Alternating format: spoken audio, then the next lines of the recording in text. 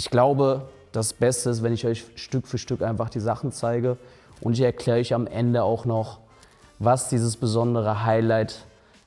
ist, beziehungsweise dass ich euch ein paar Tipps gebe, dass, wenn jemand interessiert ist auf die Immobilie, heiß ist sozusagen, dass er schon mal eine kleine Idee hat, was es sein könnte.